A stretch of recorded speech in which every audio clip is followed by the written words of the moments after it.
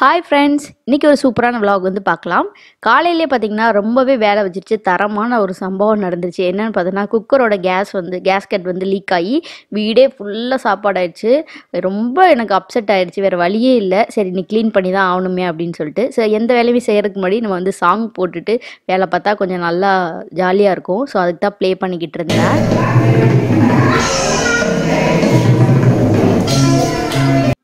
பார்த்தீங்கன்னா kitchen counter டாப்பில் இருக்க எல்லா திங்ஸ்லேயுமே பார்த்தீங்கன்னா ஃபுல்லாக சாதம் தான்.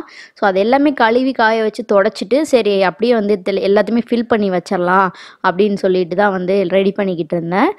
எல்லாமே காஞ்சதுக்கு அப்புறமா அந்த உப்பு ஜாடி, புளி ஜாடி இதில் எல்லாம் வந்து எடுத்து வச்சிட்டு இருந்தேன். பார்த்தீங்கன்னா வரமிளகாவும் இருந்தது. ஸோ அது எல்லாமே வந்து ஃபில் பண்ணி வச்சுக்கிட்டு இருக்கேன். புளி வந்து நிறையா பேர் கேட்டிருந்தீங்க. நான் ஷார்ட்ஸில் போட்டிருந்தேன். அது நல்லா இருக்குது அந்த ஐடியா அப்படின்னு நிறைய பேர் சொல்லியிருந்தீங்க. ரொம்ப ரொம்ப தேங்க்ஸ். ஆக்சுவலாக நான் புளி வந்து அப்படி தான் ஃபாலோ பண்ணுவேன். என்னன்னா அதில் இருக்க அந்த தோல் கொட்டை அதெல்லாம் எடுத்துட்டு இந்த மாதிரி ஒரு லெமன் சைஸ் புளி வந்து உருட்டி அந்த பாக்ஸில் போட்டு நம்ம க்ளோஸ் பண்ணி வச்சிட்டோன்னா ஒரு உருண்டை எடுத்து அதை நம்ம ரசத்துக்கோ எதுக்கோ கரைச்சிக்கலாம். எக்ஸஸ் ஆகுனா நம்ம இந்த 2 உருண்டையாக எடுத்துக்கலாம். ஸோ அது வந்து நம்மளுக்கு எல்லா புளியும் டிஸ்டர்ப் பண்ணாத மாதிரி இருக்கும் இல்லையா? ஸோ அதனால தான்.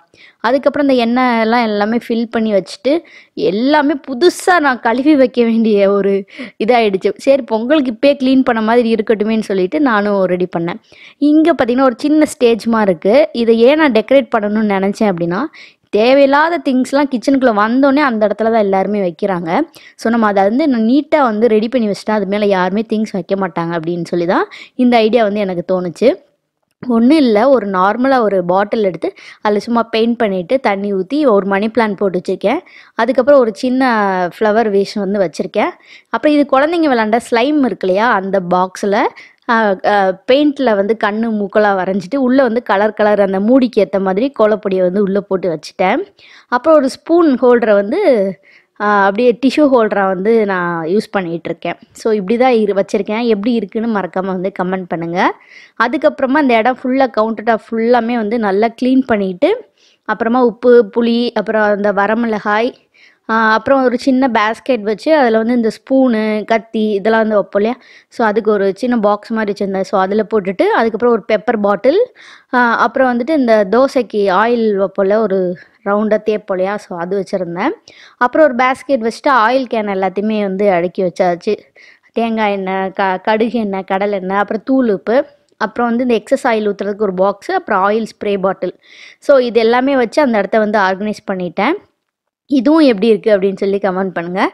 ஏதோ என்கிட்ட இருக்கிற திங்ஸை வச்சு கொஞ்சமாக நம்மளுக்கு எப்போ தேவைப்படுமோ அதெல்லாம் வந்து பக்கத்தில் வச்சுருக்கேன். ஸோ அன்றைக்கி ரொம்பவே தான் வேலை. ஏன்னா டைல்ஸ் ஃபுல்லாக துடைக்க வேண்டிய வேலை வந்துச்சு. ஸோ அதனால் நான் வீடியோ எடுத்துக்கிட்டே பண்ணுறதுக்கு இன்னுமே வந்து லேட் ஆகிடுச்சு. ஸோ அதனால் கொஞ்சம் வீடியோஸ் மட்டும்தான் எடுத்திருப்பேன். அப்புறம் பாத்திரம் கழுவணும். ஸோ அதனால் திங்ஸ் எல்லாம் கழுவுன பாத்திரத்தெல்லாம் எடுத்து உள்ளே காய வச்சது எடுத்து வச்சுட்டு பாத்திரம் ஃபுல்லாகவே வந்து விளக்கி முடிச்சிட்டேன். பாட்டு கேட்டுக்கிட்டே நான் வேலை செய்கிறனால எனக்கு அந்த ஸ்ட்ரெஸ்ஸாக வந்து அது ஃபீல் ஆகலை. இப்போன்னு இல்லை, எப்போயுமே அப்படி தான் நான் வந்து வேலை பார்த்துட்ருப்பேன். ஃபைனலாக பார்த்திங்கன்னா அந்த சிங்க் எல்லாமே கழுவி முடித்தாதான் அப்பாடா அப்படின்னு ஒரு ஃபீல் வரும். ஏன்னா நம்ம எவ்வளோ பாத்திரம் கழுவி முடிச்சிட்டாலும் அந்த சிங்க்கை வந்து ஃபைனலாக கழுவி விட்டாதான் எந்த ஒரு ஸ்மெல்லும் இல்லாமல் கிச்சன் வந்து எப்போயுமே க்ளீனாக இருக்க மாதிரி இருக்கும். அதே மாதிரி ஃபைனலாக அந்த லிக்யூட் வைக்கிற பாக்ஸையுமே கழுவி வச்சிட்டோம் அப்படின்னாவே ரொம்ப நல்லாயிருக்கும். அதுக்கப்புறமா என்ன, நம்ம கவுண்டர் டாப் தான் வந்து அப்படியே க்ளீன் பண்ணி தண்ணி ஊற்றி தான் க்ளீன் பண்ணுவேன். என்ன லிக்யூட் யூஸ் பண்ணுறீங்க அப்படின்னு கேட்டிருந்தீங்க. லிக்யூட்லாம் இல்லை, நான் வந்து நார்மல் மினரல் வாட்டர் வச்சு யூஸ் பண்ணுவேன். பைப்பில் வர போர் வாட்டர் யூஸ் பண்ணால் வெள்ளை வெள்ளையாக திட்டு உப்பு கரை மாதிரி பிடிக்கும். அதனால் க்ளீன் பண்ணும்போது மட்டும் நீங்கள் வந்து மினரல் வாட்டர் யூஸ் பண்ணிங்கன்னா உங்களுக்கு அப்படியே க்ளீனாக இருக்கும். அப்படியே கிறிஸ்டல் கிளியராக இருக்கும். ட்ரை பண்ணி பாருங்கள். அதுக்கப்புறம் உரல் எல்லாம் கழுவி வச்சுருந்தேன். ஸோ அது எல்லாத்தையுமே எடுத்து ட்ரை பண்ண வச்சாச்சு. அப்புறம் வந்துட்டு பார்த்திங்கன்னா கவுண்டர் டாப்பில் இந்த சின்ன ஒரு ஃப்ளார் வேஸ்ட் வச்சுருந்தேன் இல்லையா, இது கூட ஃபுல்லாக சோறாக இருந்துச்சு. அந்த லீஃப் ஃபுல்லாமே சோறு இருந்துச்சு.